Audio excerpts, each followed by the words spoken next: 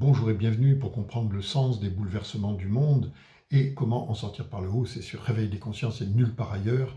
Et l'épisode du jour s'intitulera Nécessité de la décroissance, peur du déclin et autocrate populiste. Ben oui, il y a un lien entre les trois. D'abord, cette nécessité de la décroissance, bon, je l'évoque extrêmement régulièrement, mais oui, le climat demande, et en particulier à ce que les pays occidentaux, les pays riches, s'engagent sur le chemin de la décroissance. J'ai montré bien entendu les difficultés de ce chemin-là, on n'est absolument pas prêt pour l'instant à le faire. Mais on sent bien, ne serait-ce que la sobriété, qui est déjà un premier pas dans ce sens-là, commence à faire peur.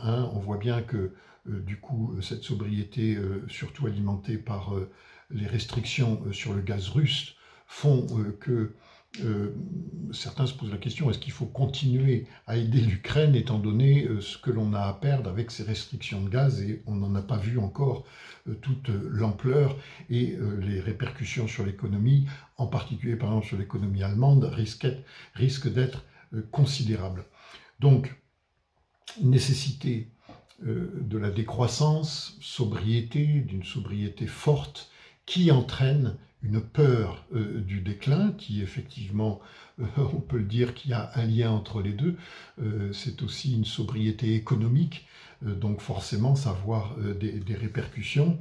Et du coup, on voit bien que ça heurte tout ce courant. Alors bon, on peut appeler ça extrême droite ou autocrate populiste comme je le fais, mais c'est un petit peu la même chose. Et ça va de Poutine à Trump, à Bolsonaro. Chez nous, l'exemple d'Éric Zemmour est assez flagrant. Et on voit chez ces ensembles de populistes autocrates, on agite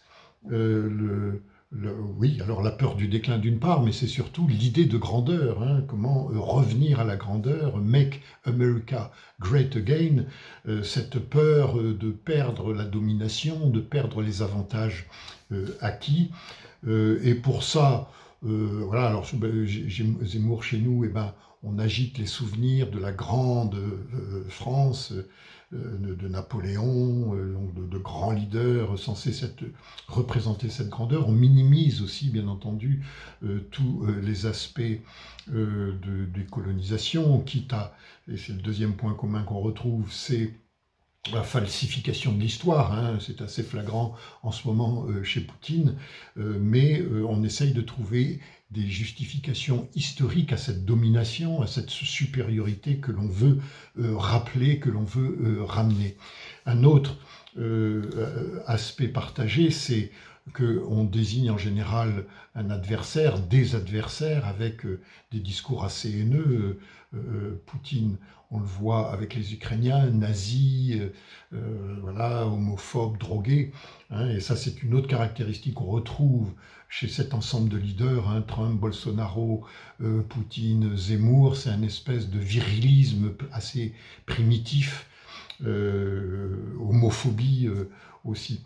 Donc on voit l'impasse finalement dans laquelle on est, parce que à la fois, et en particulier les pays occidentaux, il y a cette nécessité de décroître, et si on prend aussi l'objectif de 2 tonnes par an, ça concerne énormément de pays, ça concerne bien entendu aussi la Chine et la Russie. La Russie qui d'ailleurs, après les Américains, est un des plus gros pollueurs par habitant, plus que les pays de l'Ouest européen. Donc il y a cette nécessité de décroissance, et ça agite la peur du déclin, et ça réveille un peu tous ces populismes d'extrême droite. Le Brexit aussi d'ailleurs, qui a été justifié par le fait que les Britanniques, la Grande-Bretagne, retrouvent sa grandeur en étant plus indépendants de l'Europe. On voit aujourd'hui le résultat, mais c'est une autre histoire. Alors comment sortir par le haut de cette situation ? On voit que c'est assez complexe. Il y a d'abord une question d'éducation, de culture, c'est-à-dire de revoir un peu l'histoire. Et bon, moi j'ai fait, et je continuerai à faire ma part là-dedans, hein, c'est-à-dire de voir cette domination de l'Europe qu'aujourd'hui rien ne justifie, c'est-à-dire plus rien ne justifie que des enfants d'Afrique crèvent de faim pendant qu'il y a en Occident une opulence absolument indécente.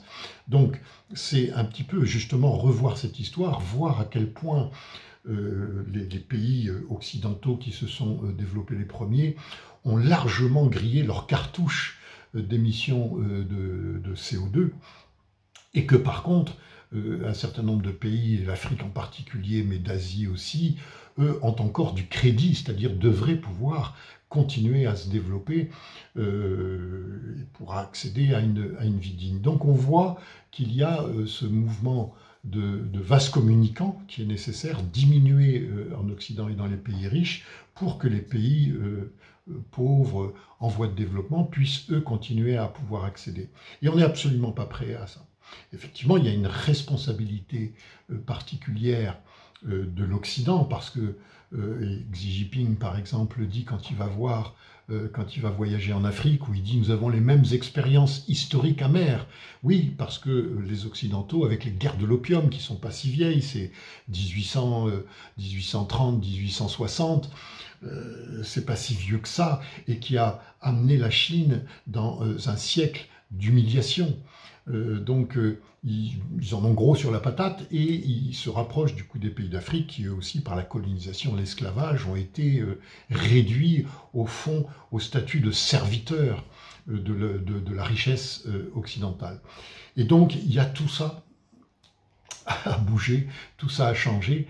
On voit bien qu'on en est très loin et malheureusement on peut craindre qu'on le subisse plutôt qu'on soit prêt à l'anticiper et à accompagner cette entente nécessaire entre tous, mais qui ne peut forcément fonctionner que sur des bases d'équité. C'est un vaste sujet, forcément, il faudra y revenir.